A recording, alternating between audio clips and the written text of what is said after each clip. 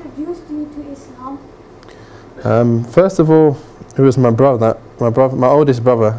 He became a Muslim about 4 years before me, and that's the first time I heard anything about Islam, to be honest. He used to speak to me every now and again, and the little things he did say used to be, you know, they were very, I'd say they were very interesting, and I felt, you know, it makes a lot of sense.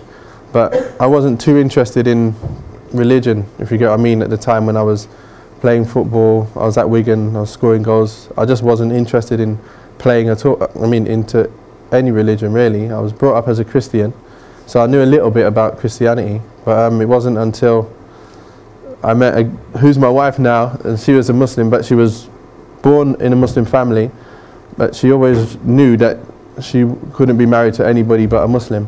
And I met who's my wife now, and I was speaking to her about Islam, and she said she was Muslim, and I said my brother was a Muslim also, and you know, a few things that he said to me were, you know, made sense. So that was one of the reasons when, after speaking to her, and she was explaining a few things about, you know, they don't believe Jesus is God, and I said I don't believe that either.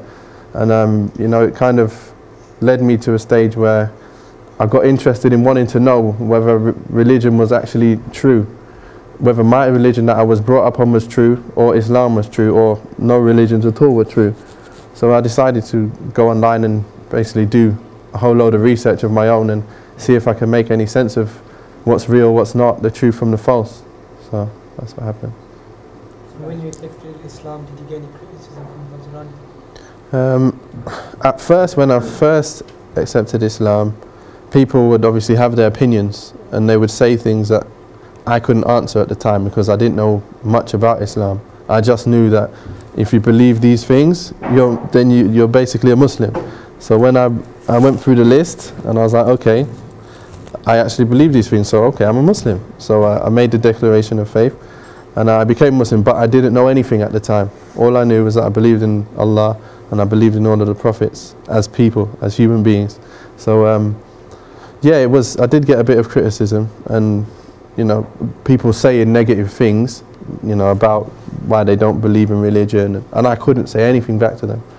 But over the years, as I learned more and more, I'm able now to talk back to people and explain stuff, and people, you know, they now understand a lot more things which they didn't before, and I find it, you know, it's nice when I can, you know, clear their understanding, you know, change their misconceptions and show them the real Islam and what it's really all about. And when they hear what it's really about, they don't have anything to say. You know, when you give them an answer to one of their thoughts that they have, they don't really have anything to say. They kind of accept it. And if you obviously spend more and more time with them, then inshallah they'd become Muslim as well. And over the years, a lot of people have become Muslim also. What was your life like before Islam? I'm not sure you want to hear that. No, I wasn't, you know, I wasn't too far astray, I'd say. But I did used to, you know, go out every now and again with the players and stuff like that. I used to drink minimal alcohol. I've never been drunk before anyway in my life. Never had any tattoos or anything like that. But I just lived my life, you know, tried to be as good a person as I could be to my own set of rules, if you get what I mean. And yeah, just compared to a lot of other people, I felt like I was one of the best people there was. But it wasn't until obviously hearing about Islam and how you're really supposed to be when I had to change. But that's the thing, I didn't really have to change too many things because I wasn't too far away from what was right, if you get what I mean. So dropping alcohol wasn't difficult because I didn't really drink much anyway. If I went out, I used to drink, you know, one of the sweet drinks that tastes like Coke anyway, and then I'd drink water the rest of the night. So it was basically only maybe because other people were drinking. And what else? Just obviously I didn't pray. I didn't pray. I didn't know that you had to pray. Yeah, I just basically lived to play computer games most of the day. And I actually woke up, went to training, come home, had a nap, I would play computer all day with my friend, stop for food, play some more, go to bed, and go to training. That was basically my days. And then I would travel back down to London because most of my family and my friends used to live in London. So I was from London, I used to live in Wigan. So these are the things that I used to do on a weekly basis, not, you know, knowing the reality of life and not knowing what my direction really. What did the TV think when you accepted Islam? Some people, they think I'm no longer interested in football because of Islam. Some people think nothing of it. So there's a whole range. There's one end and the other end. Some people, you know, they think it's okay, it's not a problem. And then you've got some people who see it as a negative, and you know, they like to talk and say things negative about Islam, but that comes with being a Muslim and being on the truth. So that's what happens. In what ways has being a Muslim changed your life? It's given me direction. I know now why I'm here. You know, I know what the purpose of life is. I didn't know that before. So, and I know what I need to do. You know, the Quran teaches us that. So I think it's made me more patient, you know, with trials that happen in life, because you know obviously what the trials are about. So I think it just puts everything into perspective and puts everything in the right place, and you don't think of things, you don't go to extremes in thinking of things in the wrong way. So like if somebody in your family dies, you don't get upset and stop believing in Allah, things like that. You know, people in life do that. And when you watch things on TV, or you watch, and you know, the media and the way what we're living in at the moment, they make you think so many different things. You know, like you don't walk over drains because of bad luck and all this nonsense. People, they adopt these things in their life and they don't realize it. And I was no different. I'd do them things, you know, don't smash a mirror, you get 9 years bad luck or stuff like that. And you know, what happens is, you know the reality of everything as it is. So then you can say that's nonsense. I was walking the other day with the team, and there was scaffolding, and I was walking under, and one of the players pulled me and goes, "Don't walk under there." I said, "Get off me." I walked straight under. I was like, "It's bad luck." I said, "There's no bad luck." So they're the kind of things, you know, like that. But in every walk of life, everything, even something as small as going to the toilet, you don't know what you're supposed to do. If you don't know Islam, you don't know how you're supposed to go to the toilet according to the way Allah made us and told us what He wants from us. You know, how are we supposed to worship Him? So how you're supposed to be to your parents, that's, you know, that has made me more aware of how I'm supposed to be with my parents, and the rights that everybody has upon us. You know, feeding people, giving, you know, charity, everything in every area. It's put things in the right place for me.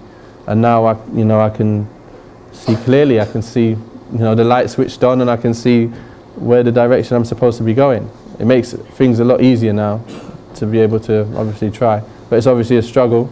You still got your struggles, you still make mistakes and ask for forgiveness, but at least I know the direction now. So that's the difference. Is it a hard time when you're fasting? Is it hard training? I don't. To be honest, I feel okay. I think you get into a mindset where you know, it's weird. If I don't eat when I'm not fasting and I go and train, so I'll feel lightheaded. I feel, you know, shaking a little bit sometimes after training. I think, oh, I need some food quickly. But for some reason, Allah makes it easy for me. Like when it comes to Ramadan, a whole month, you get your mindset ready, you have your intention right, you know, you eat for suhoor, and then alhamdulillah, I'm good all day. I train, I do really hard sessions, I'll play a game, and I feel okay. I don't feel, you know, like I need anything. Some people don't, some people struggle, but for me, I feel good, and I've been able to deal with it quite well, I feel. Was it hard accepting Islam?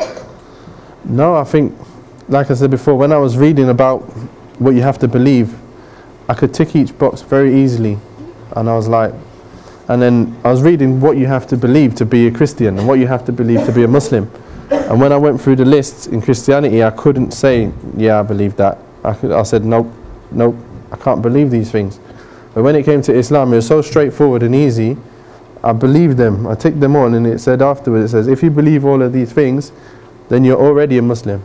So just say these words, and then you're a Muslim. So I was like, oh, I'm a Muslim, okay.